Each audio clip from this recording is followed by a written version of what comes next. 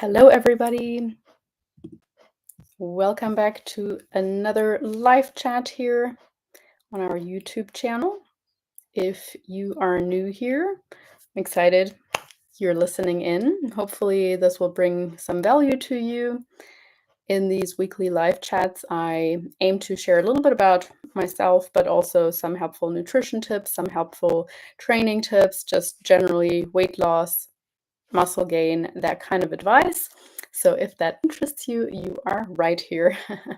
Today, I'm going to talk about more than 5 diets that I have personally tried, some of the pros and cons that I attribute to each one of them, some of the takeaways I had from trialing each one of them, and maybe something that you can learn from them as well.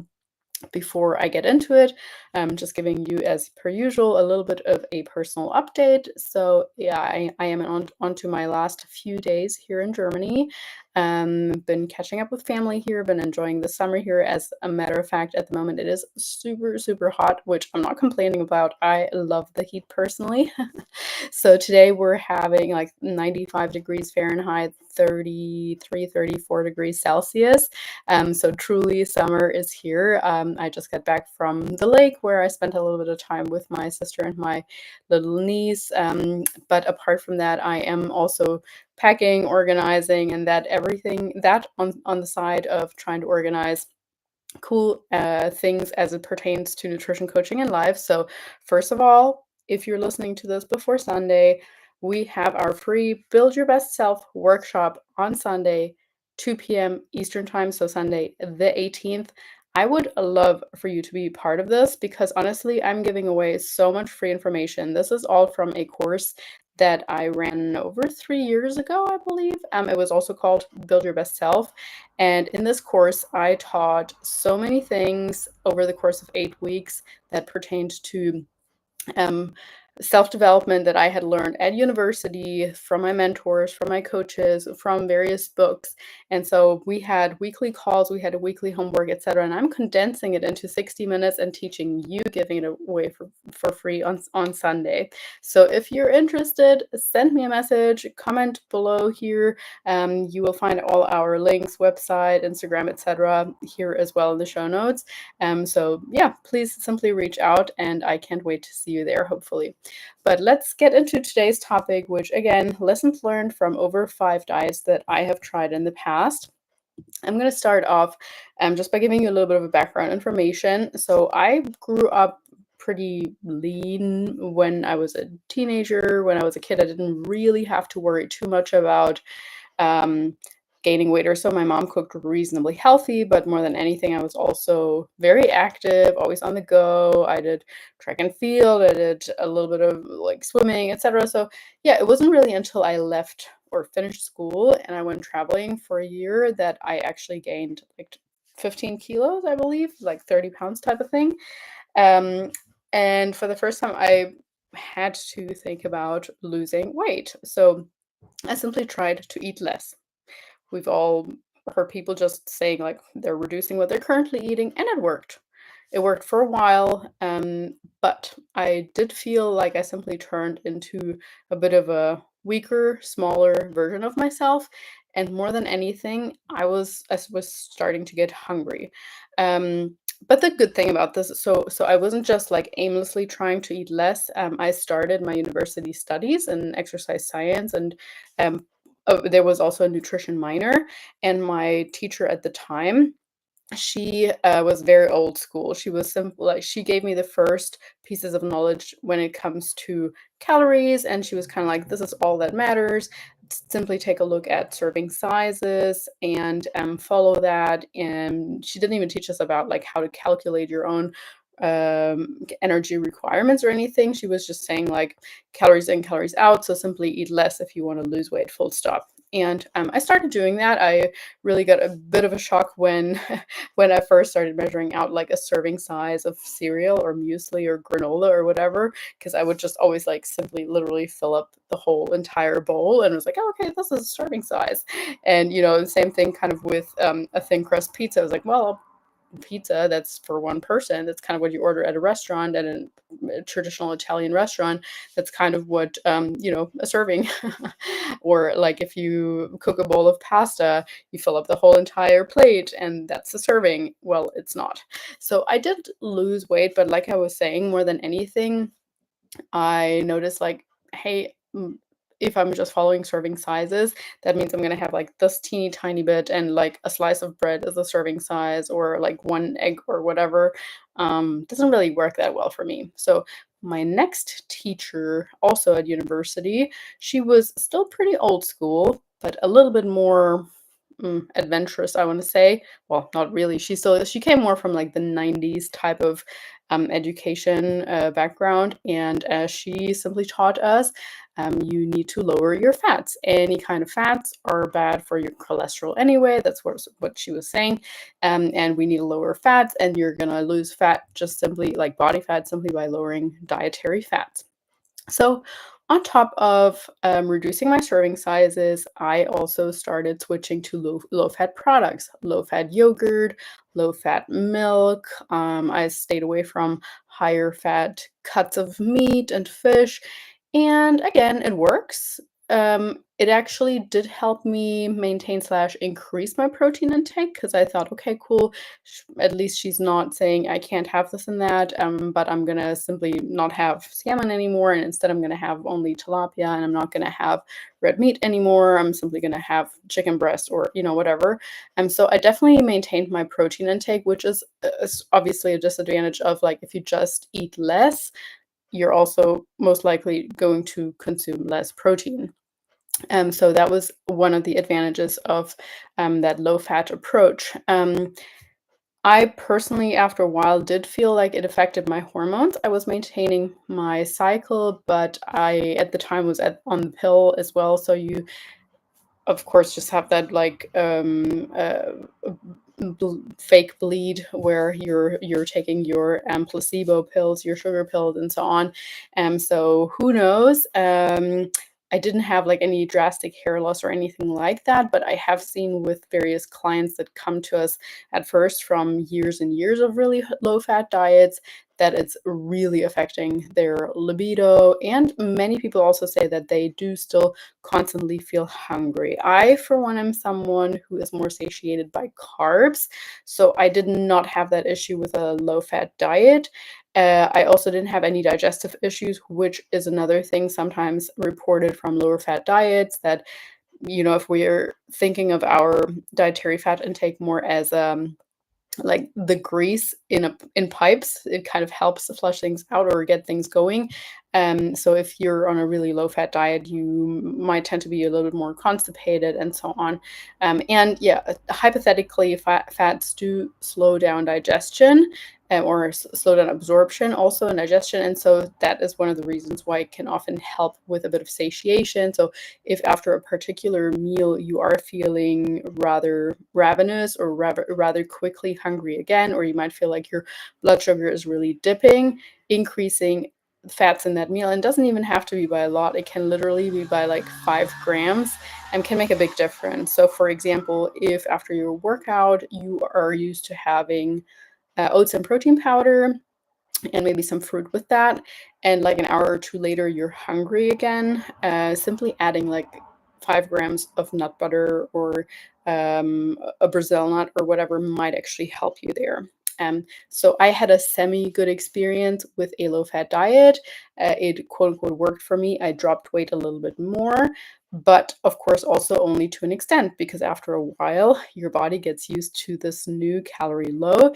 And of course, it still requires, like the eating less, that you are inducing a calorie deficit, slash eating less than before, or than what your body needs to maintain its body weight. So, I mean, by simply eating less, we're a little bit more obvious reducing our calories, or it's more likely that we are by definition reducing calories.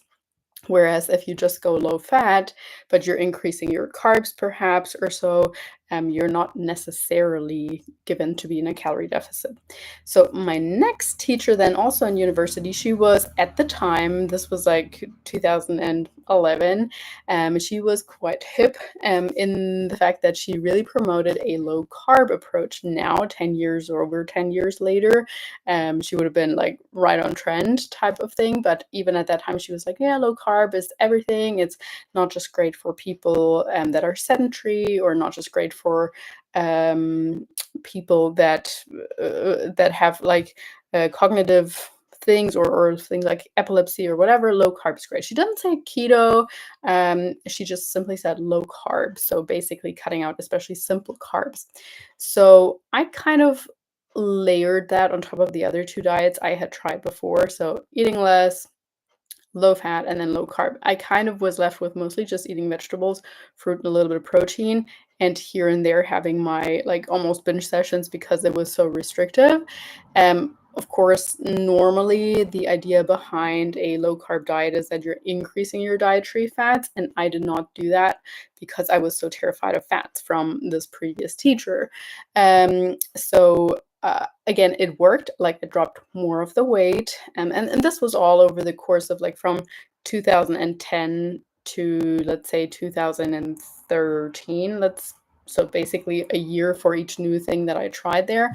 Um, and like I said, it works, but it always left me hungry. I was super, super hungry. I also felt like I was more anxious. I also felt at that time I was training for a half marathon, and I was doing yoga and stuff, but like still my energy output was quite high. I was waitressing a lot. I was walking a ton. And like I started to get sick a little bit more often, also because I didn't sleep so much with paired with work things, and didn't sleep very well since I didn't have carbs. So it worked in terms of dropping body fat or a little bit more weight. At that stage, I was probably below the weight that I had started off with before traveling. But yeah, I started to really see the health detriments like 3 years into this weight loss journey. The next, and actually kind of saving grace type of that happened to me after this, was that I was kind of bored of just running and yoga, and I wanted something new. So I found CrossFit, found out about CrossFit, or this was really at the time where HIIT training in general started becoming really popular. And yeah, definitely CrossFit was sort of at its height thing. Again, this was like 2013. The thing that really held me back from trying it earlier, because I started getting interested in like 2012, and I didn't give it a go until 2014. So the thing that really held me back was, oh, I don't want to look too muscular. That's literally what I always said to my husband at the time, or my fiance at the time. And nonetheless, at some point, I was just like, it looks like so much fun. I love the group environment idea. I love that there's a coach. I love that they treat you like an athlete. I love just everything about it, the variety. So I started it and fell in love with it. And at that time, I don't think that this is the case anymore, but at that time, the paleo diet was really popular in CrossFit. This was kind of like after zone diet. Zone diet was the first thing that was popular amongst CrossFit athletes, and this was paleo. So essentially, you want to eat like they did in the Paleolithic era. So essentially, vegetables, meats, fish, fruit, nuts, seeds, but you didn't eat any grains. You definitely didn't eat any sugar or other refined things. You didn't really, like, because of the no grain thing, you weren't allowed to eat fruit, like I was saying, and sweet potatoes, but still, because of the no grain thing, it kind of turned into a little bit of a lower carb diet, which is clearly not, by now we know it's not that great for a glycolytic sport like CrossFit. And the good thing about paleo is that the food quality is so high, like 80-90% more, or all of what you're eating is mostly whole foods. Yes, like with all the diets, at some point people started turning this into more processed things as well, and you got your paleo brownie and you got your paleo bread and blah blah, but just generally speaking, really high quality food. But the cool thing about CrossFit at the time was that it switched something in my mind from, hey, I need to be smaller, to, hey, I want to put on muscle. And in order to do that, many of the women in the sport, they were like, hey, you need to eat more protein, and just in general, you need to be really mindful of what you're eating around your training if you want to improve. So I started moving away from this eating less, and I was like, hey, okay, as long as I eat quote unquote clean slash paleo, I can eat as much as I want. So I definitely had a high protein intake on the paleo diet, which I really think is a huge plus. And again, it did help me eat more, although it's sort of switched into this, like I mentioned, as long as it's quote unquote clean, I can eat as much as I want, which of course we know is not the truth either. Like calories still matter, and I definitely put on weight, not in a massive fat type of way. I certainly put on a lot of muscle, but a little bit of body fat with that as well. Nonetheless, even though I started eating more and most certainly actually ate in a small calorie surplus since I gained weight, I still had huge cravings. I still felt super restricted. I still had like binge episodes or like cheat days and stuff on the weekends, or it was still not a very healthy way of thinking. And I have shared this story a few times, but luckily, one of the CrossFit athletes that I really admired, her name was Nicole Capurzo. She put out an article which became super popular and sparked a new movement. And that article was titled "How Donuts Gave Me Abs and an 80 kg snatch." And I was like, whoa, what are you talking about? I want all these things. I want donuts, I want abs, and I want an 80 kg snatch.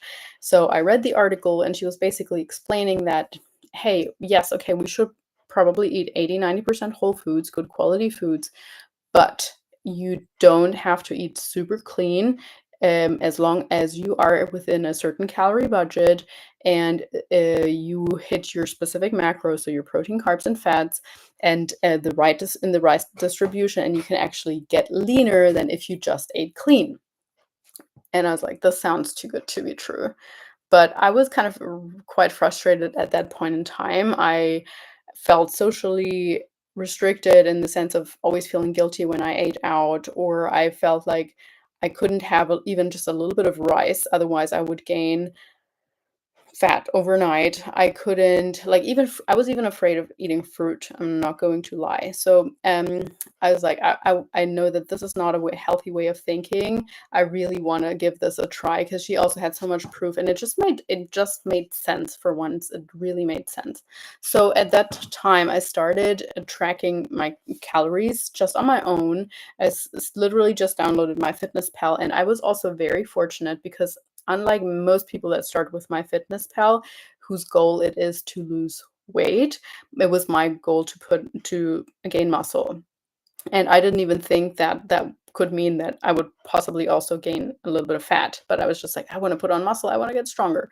So I typed that in there, and MyFitnessPal gave me a calorie target of 2,400, which again, most people that start with the automatic settings in MyFitnessPal or just use MyFitnessPal calculations, they're given like 1,200 calories, and then it becomes unsustainable. And then they're always craving, and they feel like they can't do that. And then they give up on MyFitnessPal or tracking macros altogether, which thankfully for me was not the case. And thankfully, also in her article and in my continued research after that, Nicole Capurso laid out that yes, specific macros, like person specific, are the best. However, if you're just starting out, and you kind of are transitioning out of paleo or the zone diet, following something like 30% of your calories coming from fat, 40 from carbs, and 30 from protein is a really good place to start. So I did that. So it gave me a really high protein target of like 160 or whatever. I can't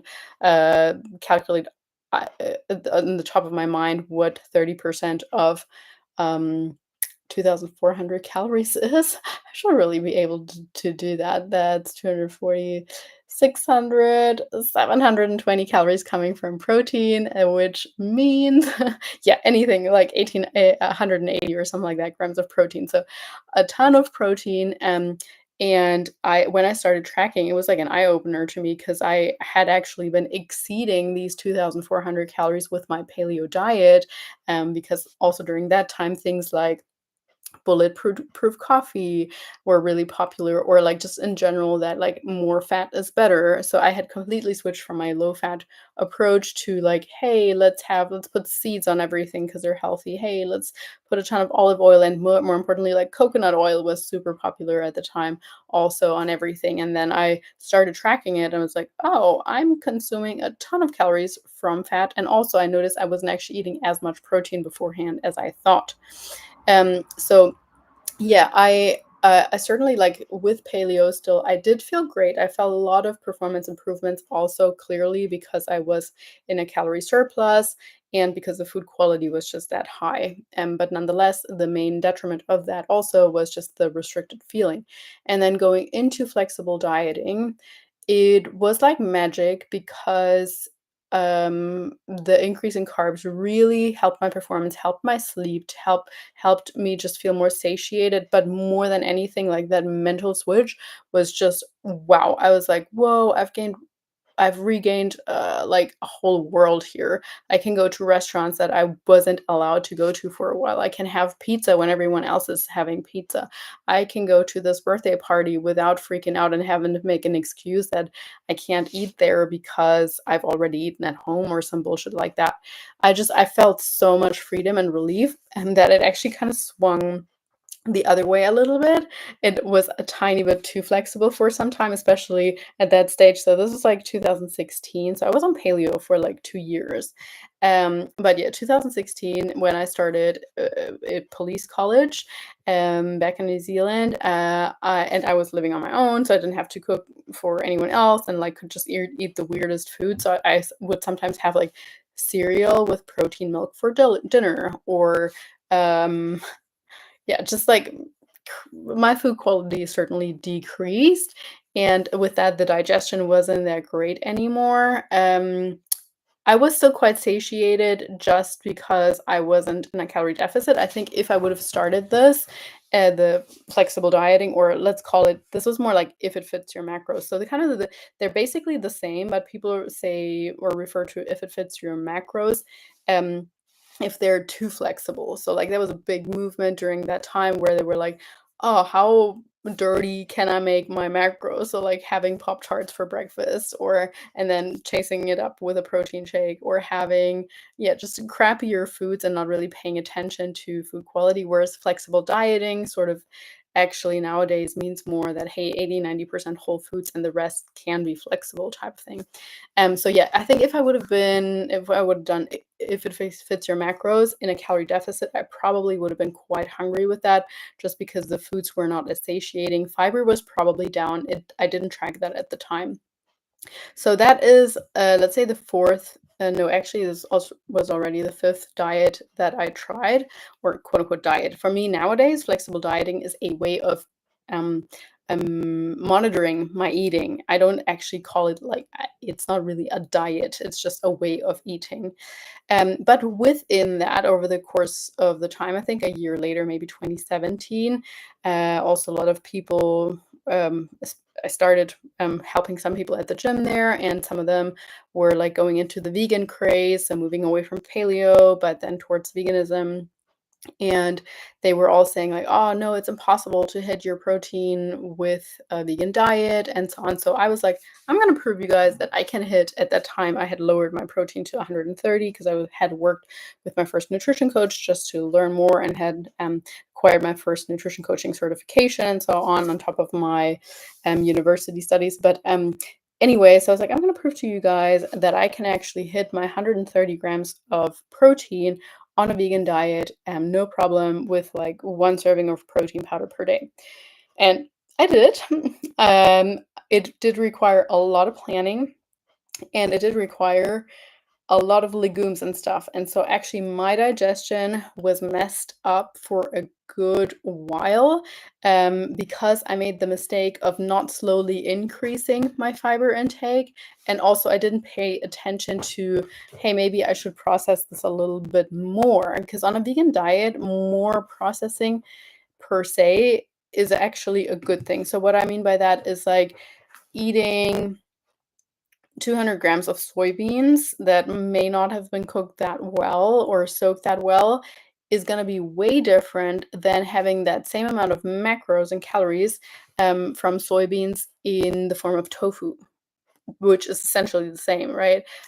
Or if you have just peas, and maybe even sugar snap peas, and they're raw, and you eat them, you eat like 200 grams of them or more, it's going to be very different for your digestion than if you eat pea protein, or if you cook the peas very well and make it into a mash or something like that. Also, a lot easier to digest. So people that go on a vegan diet and like want to or struggle with digestion, I just always say, like, make sure or think about the way that you're preparing your foods and make it easy on your digestion still.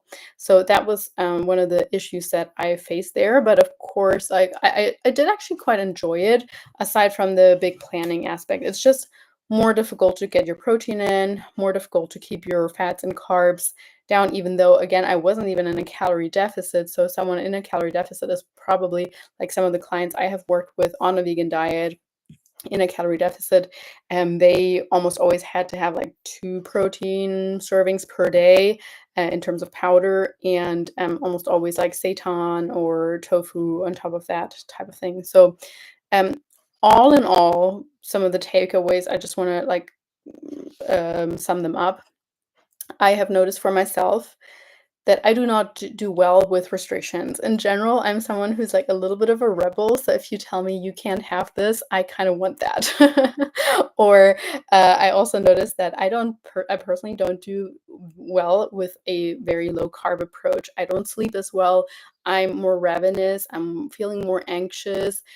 Just in general, I personally prefer a higher carb approach, and I don't mind keeping my fats a little bit lower. I did at some point have to have my fats quite high. For me, at least, that was high, was like 95 um, grams, which again, like for some people that might not be a lot, but for me, it really was. Like I really enjoy like 65 grams or so per day. So this was quite a bit on top of that. And that was mostly because we were trying to regain my cycle. But yeah, anyway, um, the next takeaway for me was like low carb works, or I'm going to walk through each one of them. So eating less, simply eating less, yes, works for a while, but you can only reduce your quantity to a certain extent, and then you're just going to be left hungry or going to be left hardly eating anything. So that's not a long-term strategy, in my opinion, for especially not if you have a lot to lose. And you're just going to become a smaller, weaker version of yourself. You're probably going to lose more muscle mass as well, because you're not maintaining your protein intake by definition, by just eating less, and so on. The second one, the low-fat diet, again, I actually didn't mind that too much, but over a longer period of time, it can affect your hormones. And again, we can only drop our fats so much. Like once you've dropped them to 50, then the next thing will be to 40, to 30. Like if you have a longer weight loss journey, it's not a very strategic approach either. Low carb, similar thing in the sense of not really a long-term strategy if you always have to lower it. If you're already eating keto and you're seeing a plateau, like where are you going to go from there?